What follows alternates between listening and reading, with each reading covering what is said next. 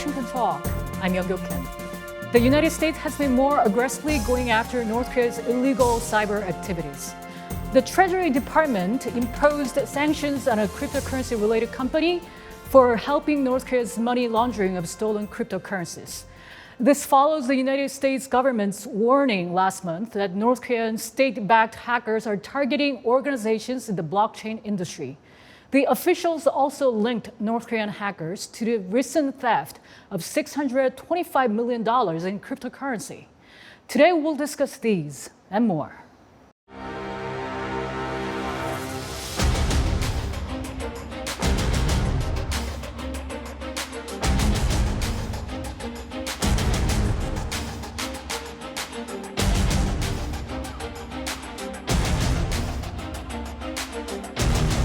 The DPRK relies on illicit activity, including cybercrime, to generate revenue for its WMD and ballistic missile program.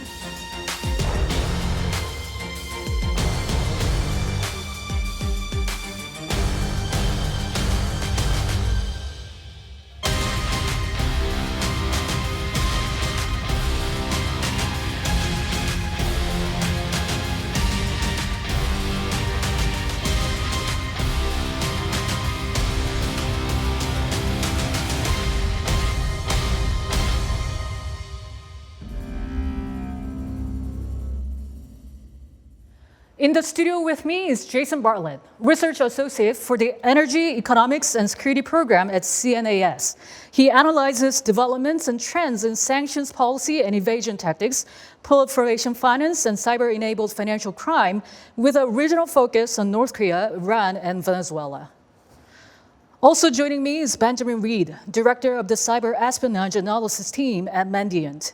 The team he leads tracks and reports on espionage groups from the countries including China, Russia, and North Korea. Mr. Reed had served as a special assistant at the National Security Council's European Affairs Directorate.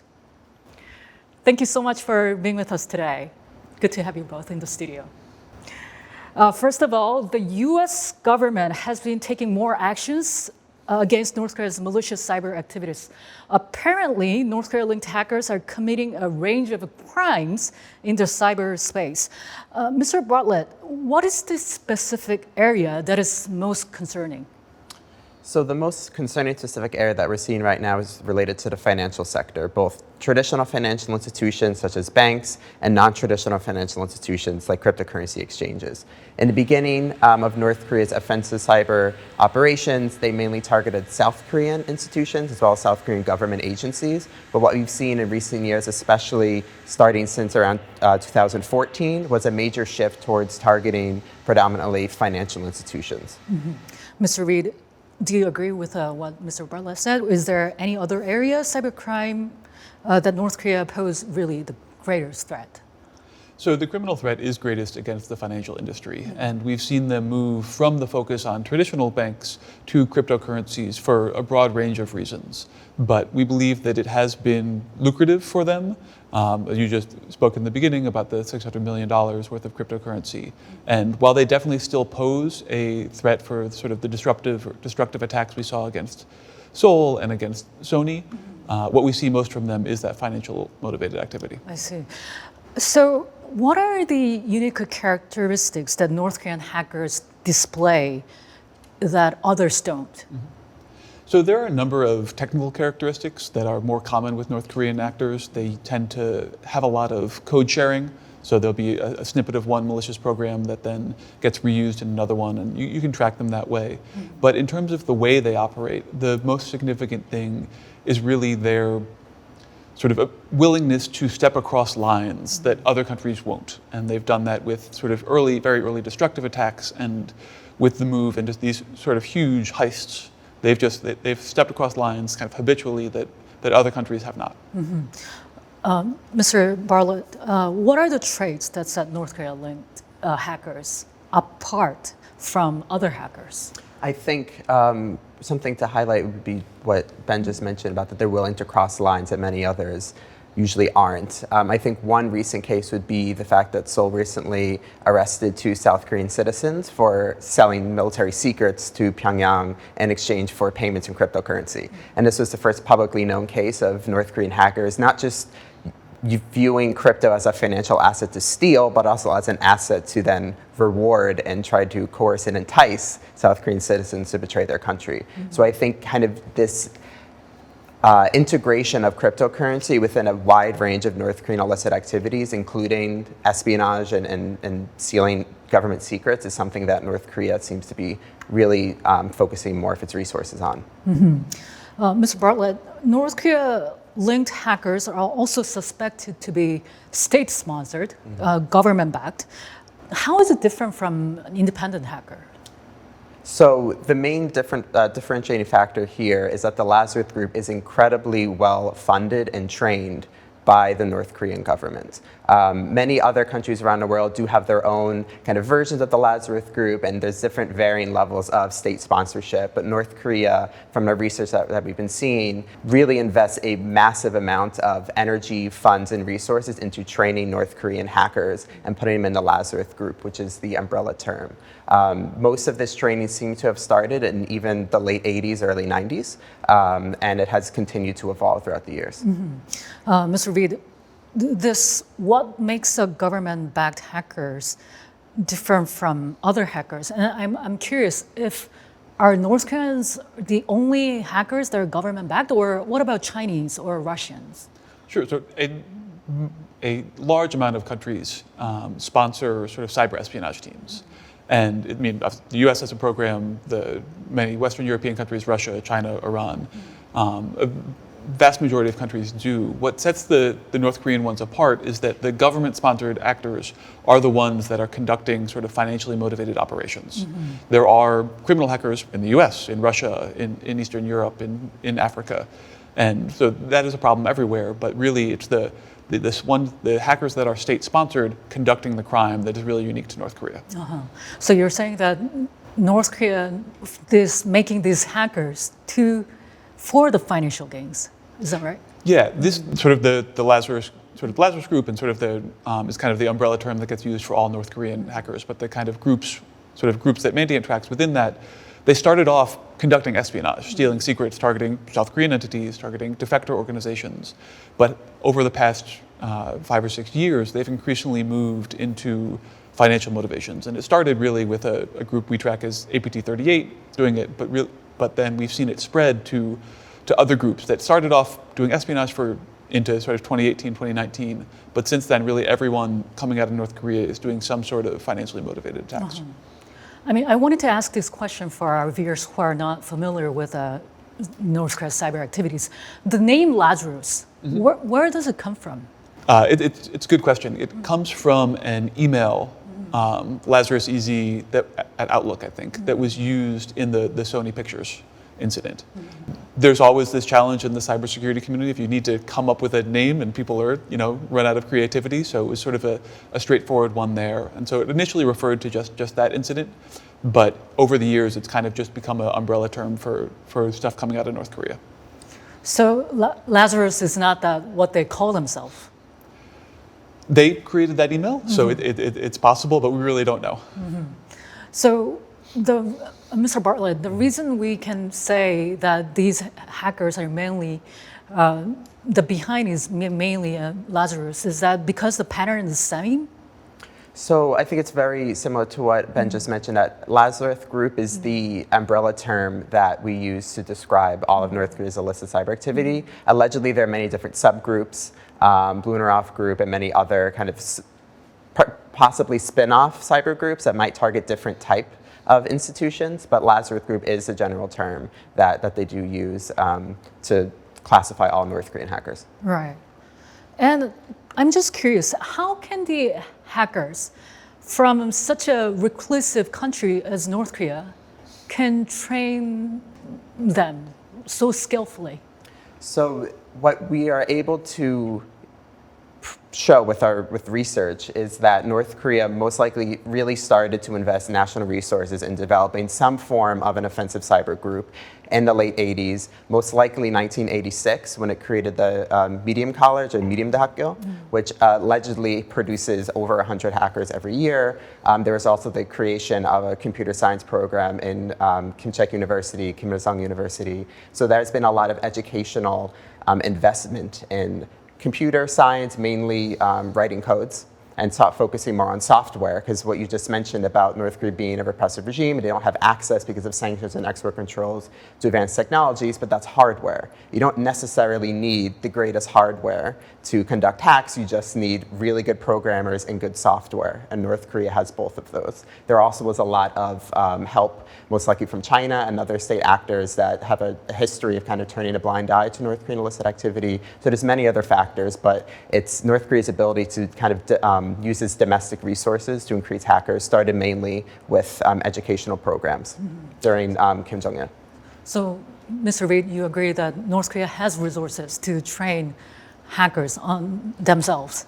Yeah, the technical abilities that are needed here are certainly not out of line with a country that has an active nuclear program, that has a lot of, that may not be a sort of an economic dynamo, but has sort of significant educational things. And when you can invest the money and sort of direct things by the state, you can sort of create these capabilities. They're not sort of so advanced that they would be out of reach to a country like North Korea.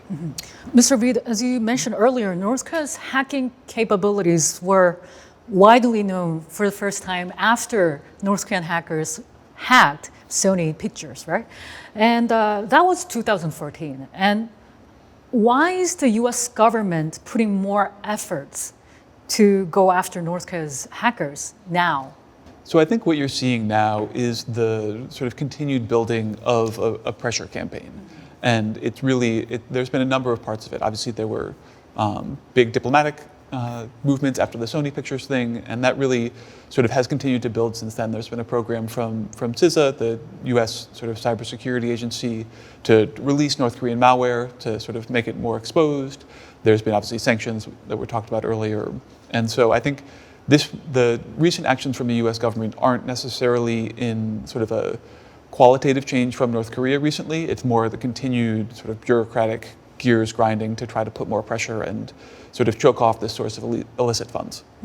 So, Mr. Bartlett, it's not like North Korea's hacking activities or crypto crimes have been prevalent only recently. It has been really building up, as Mr. Reid said. Exactly. This has been going on for many, many years, and I think the US is starting to catch up. Unfortunately, with this type of activity, it's usually always catching up because the US has a wide range of not just general national security issues, but even cybersecurity issues that we're focusing on. North Korea's main objective within its cyber operations is to obtain money. For various different reasons. But when you have a long list of US objectives and one objective for North Korea, it's hard. It's hard to keep up. I'm curious to know how you assess about the US government's response so far about North Korea's cyber activities. So there have been indictment of 2 European men for helping Virgil Griffith. He was sentenced to more than 5 years for attending the crypto conference in Pyongyang. And there were sanctions on crypto-related entities for helping North Korea's laundering the cryptocurrency. What do you think? So in terms of the indictment, a lot of energy, time, and resources go into drafting those indictments. And the 2 European individuals that you mentioned allegedly have some relation with Virgil Griffith and getting him to Pyongyang in North Korea. There are also many other issues that might have more of an impact in really stopping North Koreans' rapid proliferation of cybercrime. I'm not exactly sure if that indictment itself will have a major impact. It's certainly important signaling. But in terms of the US response, I think what's unique that we're seeing from this administration is not just using sanctions to respond to North Korea. There's been a lot of releases from CISA. There's been more releases from FinCEN as well. And there's also been seemingly a greater interest for more private sector cooperation with the US government. I still think that the majority of the cybersecurity conversation is in relation to Russia and China, not necessarily North Korea. It's still a niche field, mainly because it focuses on the financial sector, but stealing millions or billions of dollars worth of crypto that could possibly go to a nuclear weapons program is a major national security risk. So hopefully there will be a continued increase in U.S. efforts to elevate the North Korean cyber threat to an equal or semi-equivalent level to the Russian cyber threat and the Chinese cyber threat. Mr. Reed, what's your thought? Like, has the U.S. government responded appropriately so far, or is there more that they can do? So the U.S. government has really put a lot of effort into it across the various agencies that Jason mentioned. The difficulty with a lot of the cryptocurrency specific stuff is that it's a very dynamic sort of business market. There are startups that go from nothing to billion-dollar valuations in months. And so while there's sort of traditional finance, like the banks have been around, they have relationships with regulators, with cybersecurity, they have a chance to build up that practice. The dynamism in the cryptocurrency market makes that much tougher. So even when either the US or a private sector company like Mandiant sort of knows about something, knowing the right people to call to warn them is more difficult when you have sort of such upheaval in a market. And that's just kind of a feature of where it is. So I know folks are reaching out and people are sort of increasingly aware of this threat because nobody likes to lose millions of dollars. So people are starting to pay attention, but it's just hard. I mean, the cryptocurrency and blockchain industry, they're by nature, isn't it hard to really regulate those entities or those exchanges because they're pursuing so-called decentralized finance? The regulation it needs to get figured out. It's something that's new. It's something that really there doesn't fit neatly into a previous regulatory framework. So I know there's a lot of work going on around that, but it's not necessarily impossible because for the moment it still has to interface with the sort of traditional financial industry, and you have kind of mechanisms to do that. But it's just something that takes a lot of development, and because things are changing so quickly, it's hard for government to have everything perfect right away. Mr. Bartlett, it amazes me because this industry is really burgeoning industry, and it's for normal people, it's really hard to grasp what is going on in that industry. But still, North Korea is able to really take advantage of that.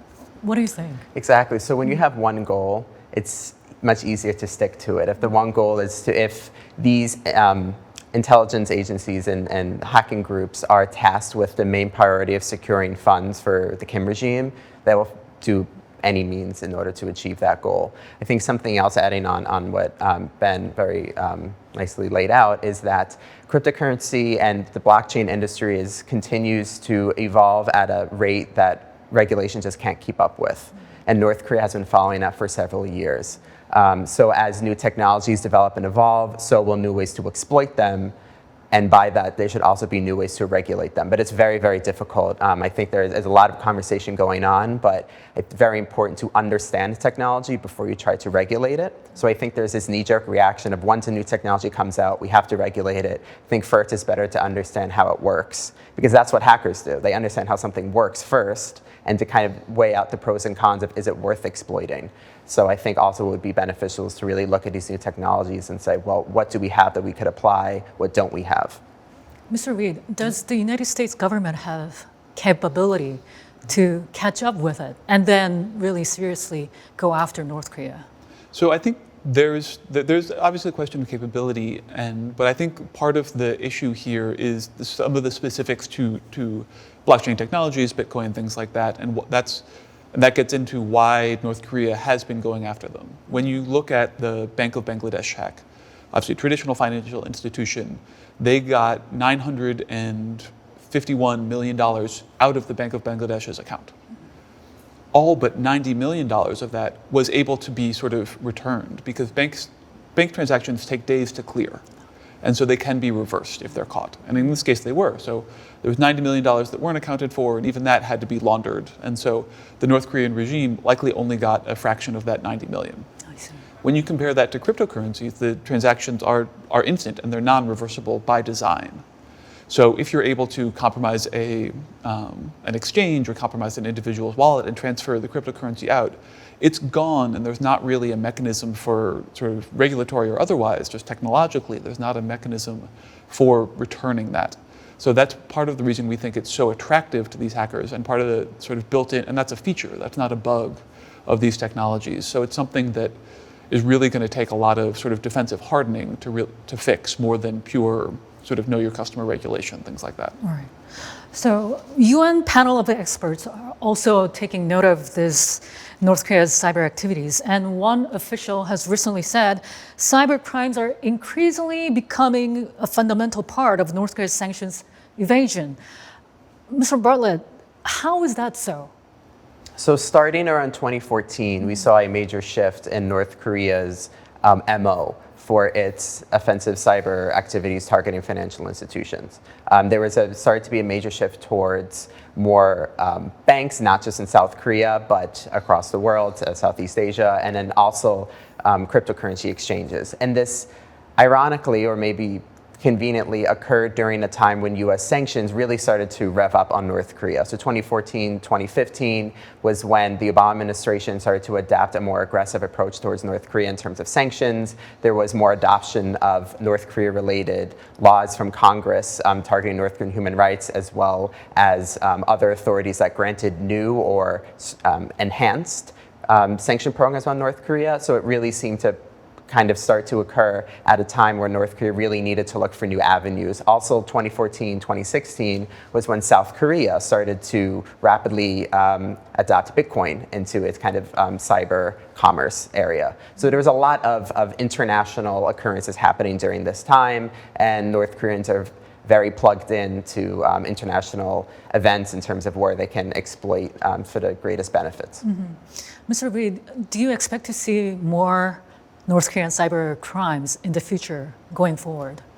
It's working for them. So we have every indication that they'll continue to pursue it. And so I think as long as there is a need for, there are significant sanctions and there's a need for currency and cash and things like that, they're going to continue to do what's worked. They have not shown any sort of bashfulness or being any sense of being cowed by international pressure or things like that. So as long as it's working, I think they're going to keep stealing money. Mm-hmm. Do you think stricter regulations will eventually help curbing North Korean activities? I think it's definitely necessary. I think, sort of and not necessarily even some combination of regulation and sort of better enforcement and better defense and sort of all of those things to try to squeeze the illicit funds. But especially with the cryptocurrency, with the defensive stuff, North Korea isn't the only group or place out there. There are plenty of criminals throughout the world that are trying to steal cryptocurrencies. They're seeing a number of prominent hacks that have not been linked to North Korea. So I think sort of the continued investment in defense in this space is going to be important regardless of what North Korea does. Mm-hmm. Mr. Bartlett, the recent sanctions by the United States government on the crypto-related companies, will that send a signal to those companies or entities involved in North Korea's laundering of cryptocurrency? So the US, as you mentioned, has started to really rev up its economic response to cryptocurrency exchanges. It started about a year and a half ago with new designations on cryptocurrency exchanges. The first one was on a Russia cryptocurrency exchange that was facilitating payments related to ransomware. And then recently, the Treasury sanctioned the Lazaru스 group. So I think there are many other concerns as well regarding cryptocurrency, and I think they will continue to do so. But there also needs to be a strong effort in terms of enforcement, because regulations are only effective if they're enforced. So it's great to create these rules, but if the US doesn't have the mechanisms or doesn't have the support from international partners to enforce them, including cryptocurrency exchanges outside of the US, then the regulations might not have that many teeth to really stop North Korea. North Korea launched yet another ballistic missile into the sea, marking its 14th round of weapons tests this year. U.S. State Department criticized the action strongly, calling North Korea's recent missile tests an affront to UN sanctions. The State Department said it'll send with U.S. allies a very clear signal to North Korea that these types of provocations won't be tolerated. But whether North Korea will be taking heed of this warning has yet to be seen. Mr. Bartlett and Mr. Reed, thank you so much for being with us today. Thanks for having Thanks us. for having us. And that does it for this week's Washington Talk from Voice of America. Please join us again next week for more analysis.